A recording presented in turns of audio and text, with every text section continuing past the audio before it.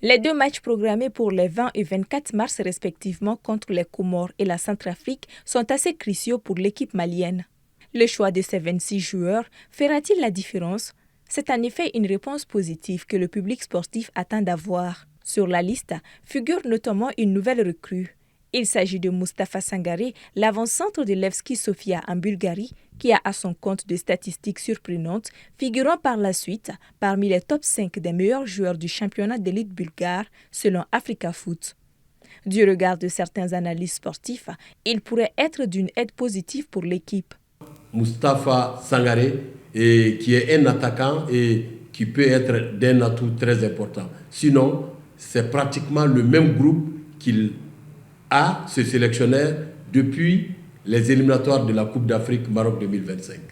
Je ne sais pas ce que ça va donner sur le terrain, mais par rapport à sa valeur intrinsèque, il ne peut être qu'un atout pour les Aigles.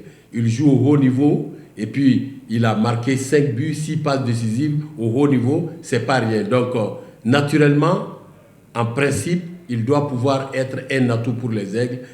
Dans l'ensemble, c'est ceux qui sont en compétition, qui ont été appelés, à quelques rares exceptions près. C'est vrai qu'il y a des choix aussi qui sont discutables, tels que celui de Youssouf Niagaté qui évolue en 2e division émirati. Je pense qu'à ce niveau, on aurait pu trouver quelqu'un de plus compétitif. Mais bon, le sélectionneur, c'est lui qui connaît sa troupe. Parce que c'est vrai que la base, c'est la compétitivité, mais au-delà de la compétitivité, il y a d'autres aspects qui rentrent en ligne de compte. À côté de cela, on note quelques absents comme Amadou Aïdara, Amari Traoré ou encore Boubacar Kiki Kouyaté, Lassine Sinayoko, pour ne citer que ceux-ci. D'autres sont également à leur 2e convocation après une première non honorée. Le Mali pourrait se démarquer lors des 2 matchs. Le sélectionneur a joué les 6 matchs des éliminatoires de la Coupe d'Afrique sans ses joueurs. Seul Doudou est arrivé une fois et Lassine Sinayoko. Les autres n'ont même pas été convoqués. Et le Mali s'est qualifié avec brio.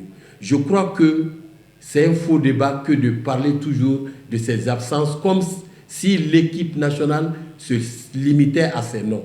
Donc c'est au Mali de mettre les atouts de son côté, surtout que ce sont 2 matchs à l'extérieur mais qui se jouent en réalité sur terrain neutre au Maroc. Donc les adversaires ne bénéficieront pas de leur public et de leur environnement. Et donc c'est au nôtre d'en tirer profit et pour pouvoir accrocher la tête du tableau parce que là on a perdu assez de points, notamment contre la République centrafricaine à Bamako, contre Madagascar en Afrique du Sud et contre le Ghana à Bamako.